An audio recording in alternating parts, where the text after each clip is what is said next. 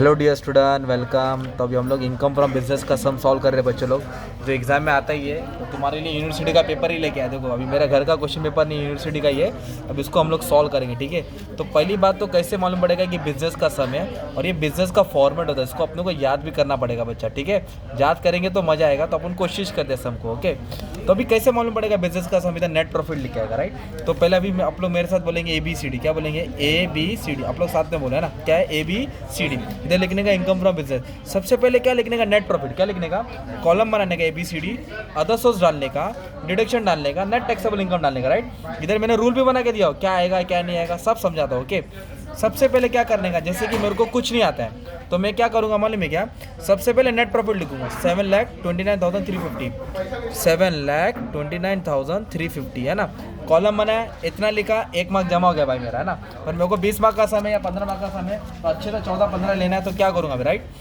सबसे पहले क्या करूँ, इधर दिया एक्सपेंस डिसअलाउ, मतलब जो बिजनेस का नहीं है वो लिखना है। सिंपल। जो बिजनेस का नहीं है ये है इनकम डिसअलाउ, जो बिजनेस का नहीं है वो लिखना है। तो पहला पुनः क्या करेंगे मालूम है क्या? सबसे पहले डेप्रिसिएशन में जाएंगे। किस पे जाएंगे? तो एक डेप्रिसिएशन था मेरा भाई टेबल में दिया है और एक एडजस्टमेंट में दिया है। एक टेबल में दिया है और एक एडजस्टमेंट।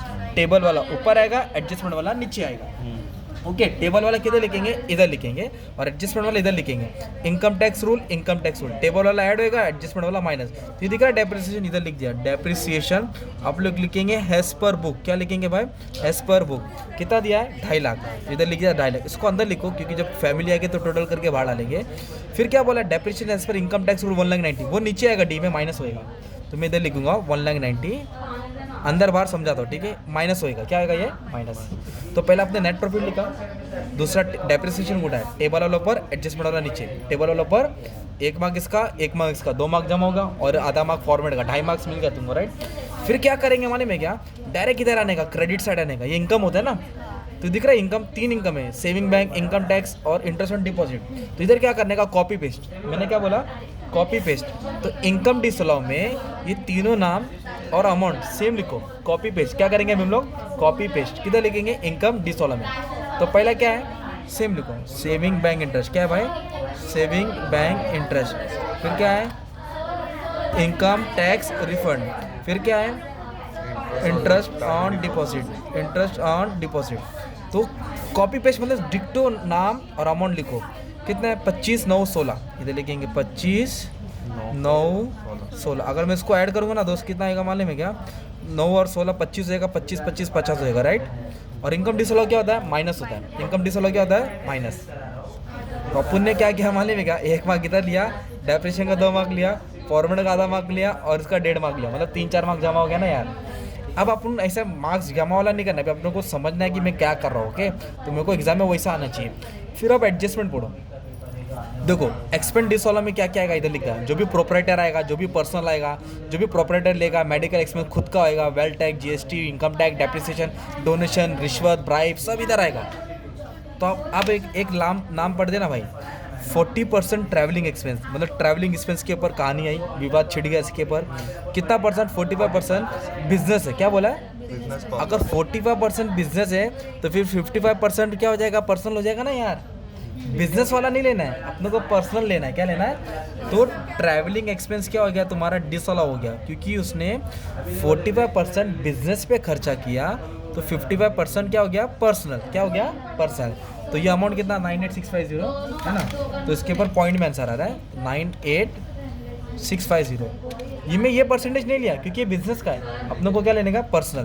तो पर्सनल कितना हो जाएगा भाई? 55%। तो पॉइंट में आ रहा है, तो 57 को 58 ले लूँगा। 54,258 क्या लिखा? 54,258 ऐसा, ओके। अब उसके बाद क्या बोला? ये हो गया ही पेड। कभी भी पेड आए ना भाई, पेड इन्वेस्टेड डिडक्शन में आएगा भाई। पेड और इन्वेस्टेड वो इधर आने वाला। अब इसको बाद में खेलेंगे। एक 80 ई में आ रहा है, एक 80 सी में आना है। चलो बाद में देखते क्या है। पर ये देखो ना, पाँचवा क्या बोला? 55% स्टाफ वेलफेयर, मतलब वेलफेयर के ऊपर भी विवाद छिड़ गया, 35,000। और पर्सनल क्या बोला? तो पूरा नहीं आएगा, उसका कितना टका आएगा भाई? 55%, क्योंकि पर्सनल बोला ना अभी। तो अभी आप क्या लिखेंगे? स्टाफ वेलफेयर एक्सपेंस कितना परसेंट? 55%। तो 35,000 का 55%, तो 19,250 कितना है? 19,250 है ना। ये देखो ना 55% बोला ना भाई, ये बोला नहीं था, हाँ स्टाफ सब बोला रहेगा आपको, फोटो बंदूक दोनों दिया रहेगा, किसको भी नहीं गोली चलाना है ना, राइट। हाँ, ये समझा था तब। तो आपने क्या किया, एडजस्टमेंट खत्म कर दिया, राइट। ये 2 डिडक्शन, और ये तो कॉपी पेस्ट करके इधर डाल दिया ना भाई। फिर स्टार्टिंग से पढ़ेंगे, आप कहाँ से पढ़ेंगे, ये सम का लाइन ही किधर से भी जाना पड़ता है ना। तो पहले क्या है, सैलरी, ये तो बिजनेस का होता है, तो बिजनेस का थोड़ी आएगा भाई, अपन को क्या लिखने का है जो बिजनेस का नहीं है। फिर क्या बोला, ट्रैवलिंग, ट्रैवलिंग क्यों लिया, क्योंकि पर्सनल बोला था ना। फिर ऑफिस एक्सपेंस क्या है, ये भी बिजनेस का, ये भी नहीं। इनकम टैक्स आएगा, ओके, याद कर लो, इनकम टैक्स आएगा, ठीक है। देखो मैंने लिखा है, बोलो बोलो, GST penalty, income tax, wealth tax, कोई भी टैक्स आएगा सिंपल, क्योंकि वो बिजनेस का नॉन ऑपरेटिंग खर्चा आता है, बिजनेस चलाने के बाद का होता है ना ये। तो 12,000 को एक्सपेंस डिसअलाउ में डालेंगे, ब्लैंक्स भी आएगा, income tax is consider as expense disallow, है ना। फिर क्या बोला, स्टाफ वेलफेयर एडजस्टमेंट था, इसके लिए लिया है। प्रिंटिंग बिजनेस का होता है, हाँ ऐसा बोला रहता, 5,000 बेटी का कार्ड छापा तो आता है ना प्रिंटिंग। और इंटरेस्ट ऑन विच लोन बोला है, पर्सनल लोन बोला है क्या, बिजनेस बोला तो बिजनेस का ही हो गया ना, तो इसको नहीं लेंगे। अगर पर्सनल लोन बोला रहता तो आता। अब इधर क्या खरीदा उन्होंने, मशीनरी, तो मशीनरी परचेज, ये एसेट्स होता है भाई, क्या होता है, तो एसेट बोला तो बड़ा खर्चा हो गया तो आएगा। बिजनेस का नहीं होगा, ये प्रॉपर्टी खरीदा है ना, तो इधर आएगा। मशीन खरीदा या फर्नीचर खरीदा ना, मशीन खरीदा या एसेट्स खरीदा, राइट, परचेस किया, तो कितना खरीदा, 1,20,000, ठीक है। ब्राइब बोला, रिश्वत दिया भाई, साफ से लिखा भी है उन्होंने, ब्राइब, हाँ तो ब्राइब बिजनेस का नहीं है ना भाई, है ना, पर्सनल मतलब बिजनेस के चलाने के लिए लिया, तो ये भी एक्सपेंस डिसअलाउ आएगा, एक्सपेंस डिसअलाउ। और कुछ मिला क्या, नहीं, टेबल भी हो गया ना। तब इसको क्या करेंगे अपन, सॉल्व करेंगे। तो क्या करने का अपने को, इसको ऐड करेंगे ना, तो अपने को मिलेगा एक्सपेंस डिसअलाउ, क्या मिलेगा भाई, तो कैसे ऐड करेंगे, करता हूँ। तो कितना है दोस्त मेरे भाई, 2.5 लाख है ना। 2.5 लाख के बाद कितना है, 54,258 है, फिर 19,250 है, फिर 12,000 है, फिर 1,20,000 है, और 2 लाख है। ये हो गया 655,508, ओके। तो ये क्या हो गया अपना मन में, एक्सपेंस डिसअलाउ। अब इसको क्या करेंगे, आप ऐड करेंगे, तो कितना है, 729,350। तो ये हो गया 13,84,858, 13,84,858। अब उसमें से इनकम डिसअलाउ भी माइनस होएगा, depreciation as per IT act भी क्या होगा, माइनस होगा। मतलब इसमें से ये दोनों क्या कर रहा हूँ, माइनस करो, तो -50 आएगा और -1,90,000, ठीक है। तो 11,44,858 ये तुम्हारा आया इनकम फ्रॉम बिजनेस। मैं बोला ना ABCD, ये नेट प्रॉफिट, एक्सपेंस डिसअलाउ जो बिजनेस का नहीं है, तुम्हारे सर ने बना के रखा है, फिर इनकम डिसअलाउ जो बिजनेस का इनकम है ना, नहीं है, और फिर depreciation as per IT act, simple. अब क्या करना है, इनकम फ्रॉम अदर सोर्स, क्या लिखना है, फिर से तीनों नाम लिखेंगे। मैं क्या बोला, फिर से तीनों नाम लिखेंगे। तो तीनों नाम में क्या क्या है भाई, पहला सेविंग बैंक, क्या है, सेविंग बैंक, एक सेकंड ना, फिर से नाम लिख रहा हूँ, अमाउंट नहीं, सेविंग बैंक इंटरेस्ट, फिर इनकम टैक्स क्या है, फिर क्या है, इंटरेस्ट दिया है, किस पे, इंटरेस्ट ऑन डिपॉजिट दिया है। तो सेविंग बैंक इंटरेस्ट कितना दिया है, 25,000।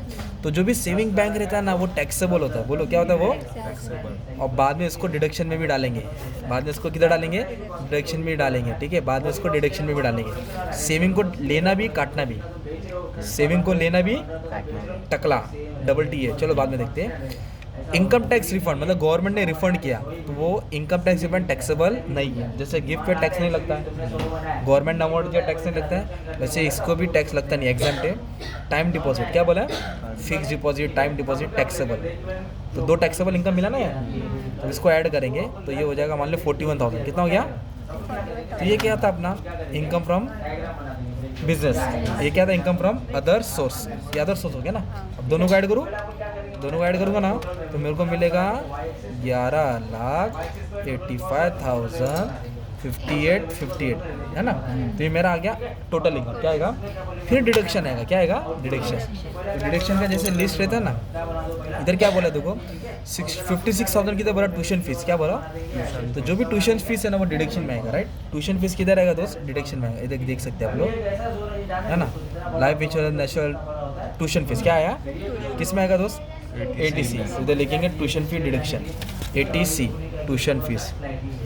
तो ऐसा अपनों को डिडक्शन का लिस्ट याद करना है। कितना दिया भाई ट्यूशन फीस, भाई ने भरा 56,000, एक डिडक्शन ये मिला भाई, और एक डिडक्शन किधर है मालूम है, इन्वेस्ट किया पीपीएफ, किधर इन्वेस्ट किया, पब्लिक प्रोविडेंट फंड, तो ये भी डिडक्शन में आता है, देखो ना पीपीएफ, देखो ना पीपीएफ है ना, पीपीएफ, हाँ सही, ये भी डिडक्शन में आएगा, एटीसी में आएगा, किधर आएगा, एटीसी में आएगा, क्या लिखेंगे, पीपीएफ है ना, कितना इन्वेस्ट किया पीपीएफ में, कितना डाला उसने 80,000, और दोनों मिला के ना 1.5 लाख से कम ही होना चाहिए, ओके, लिमिट 1.5 लाख है, एटीसी की लिमिट। और एक डिडक्शन आएगा, ये आएगा सेविंग बैंक इंटरेस्ट, क्या आएगा, कितना मिला 25, और उसकी लिमिट 10,000 है, लिमिट कितना है देखो 80 है, इंटरेस्ट ऑन सेविंग है, डिडक्शन अप टू कितना लिमिट है 10,000, मतलब मिला कितना भी हो कटेगा 10 ही, मिला कितना भी हो कटेगा कितना, तो कम पकड़ा जाएगा, हाँ। हाई रहेगा तो 10,000, हाँ पर 10 से ज़्यादा नहीं पकड़ेगा, अगर 8,000 आएगा तो 8,000 डिडक्शन है,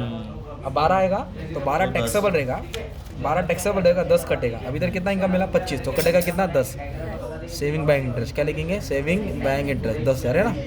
अब इसको क्या करेंगे, ऐड करेंगे, ये हो जाएगा 90, 146, कितना हो जाएगा 146, फिर 11,85,000 में से 146 क्या कर देंगे, माइनस कर देंगे, तो ये इनकम मिलेगा, फिर इस पर उसको टैक्स देना है, क्या देने का, 10 लाख के ऊपर है तो 30% टैक्स, जो भी टैक्स लगता है इस पर लगता है, फिर नेट टैक्स एबिलिटी निकालना पड़ता है ना, इधर से हम छोड़ देंगे, इसको इससे क्या करेंगे, माइनस करेंगे, देता है इनकम फ्रॉम बिजनेस, खत्म भाई खत्म, thank you very much, all the best.